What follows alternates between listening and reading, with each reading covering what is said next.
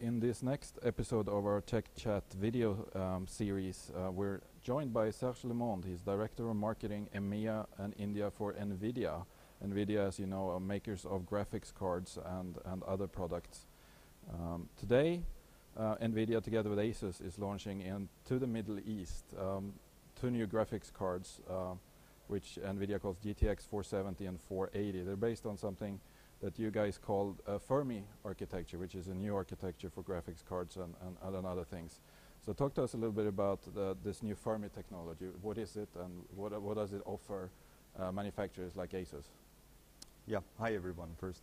Fermi is our brand new architecture. So we bring into this architecture, of course, the DirectX 11 support, which is important for the gamers, and the games are coming using DirectX 11.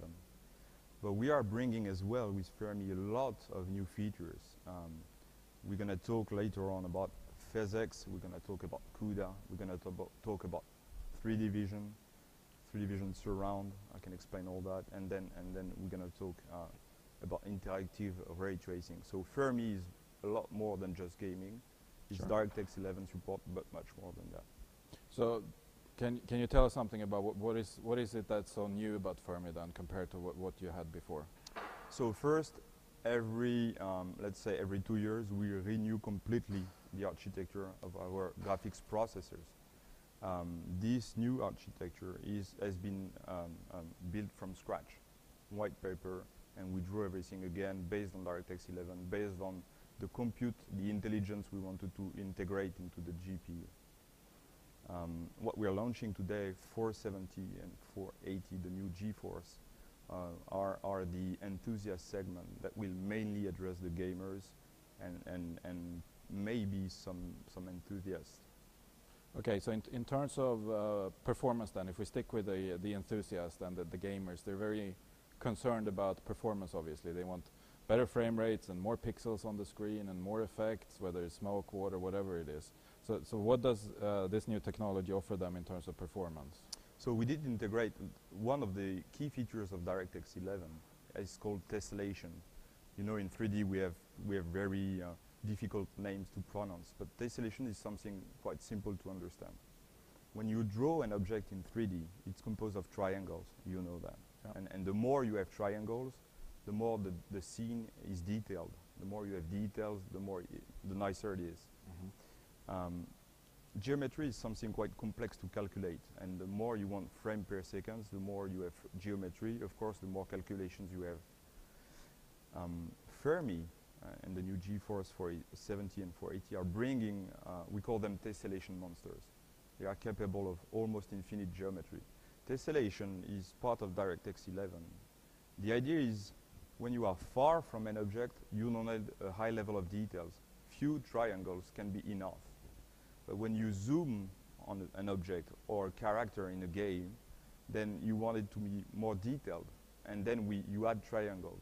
So tessellation is an automatic procedure inside DirectX 11 that the more you get closer to the object, it generates automatically more and more and more triangles. And we can have millions of triangles to make the scene really nice.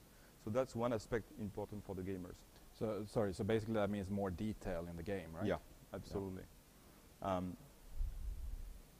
We have demonstrations in the room where we are launching the product today with millions and millions of triangles, which is really impressive. The second thing we are bringing to the gamers, and that was available on our previous generations, but we took it to the next level, is something we call 3D vision. And everybody is talking about 3D, but NVIDIA is acting in 3D for a year and a half already at least. So you have active glasses in front of your eyes, and then you see your full environment completely in 3D. What we bring with Fermi on top is what we call 3D vision surround. Basically, you can have several monitors, basically 3 monitors. And then everywhere you look at with your glasses, you are completely immersed into the scene. Imagine the calculation. I mean, you have 3 monitors, the resolution, and then the depth you need to calculate. And are there also games in the market that take advantage of this technology? Yeah, most of the games. The most well-known probably is Avatar, which was coming with the movie. and you are completely immersed into the environment of Cameron, into the games. That's quite amazing. Okay, so we talked about gamers, enthusiasts, so that's obviously the kind of the core audience for this new technology. But in these cards we also find other technologies that can be used for completely different things. There's something that you guys have been working on for a while, called CUDA, for example. That's true. Which is supported by these cards. So tell us, what is CUDA and how do these cards fit into that? CUDA is something unique at NVIDIA. It's an investment. It's more than $1 billion over the last 5 years. CUDA is a language that allows the programmers, the people who are developing the games, but also the professional applications, allow these applications to access to our GPUs, graphics processor units. Why CUDA? Well, if you look at today's processor, it's about 4 cores. Fermi architecture is almost 500 cores. These are not exactly the same cores. But we talk about parallel computing. When you need to calculate pixels, you don't have to take them 4 by 4. You take 500 pixels in a row and calculate them. So for certain applications, we are much faster than any kind of CPU. CUDA is a language that allows the developers to access to the graphics processor and use it as a compute engine, like a second processor in your PC. Today, more than 300 universities around the world are teaching CUDA and parallel programming to their students. There is one in Middle East, and we are also working with the second one. So Sharjah University is already available and teaching CUDA courses, and we are working with American University of Dubai as well. So out of curiosity, what's the biggest installation of this technology in the world? What's the biggest user of in one kind of place of NVIDIA technology in CUDA? So CUDA is available on different lines of product. The well-known product from everyone is named GeForce. Of course, our GeForce are CUDA capable, and the recent Adobe CS5 is taking care and benefit of GeForce, but also, and even more, from our professional segment, which is called Quadro. The Fermi architecture is available on Quadro cards, and there we calculate, in particular with Premiere, real-time scenes using the CUDA capabilities of the graphics processor. And then we have some products, really high-end for the industry, for the researchers, for the scientists, called Tesla. This is our GPU to the extreme for pure computation things. There is no VGA connector, mono monitor, no DVI, nothing. It's really a pure computational device.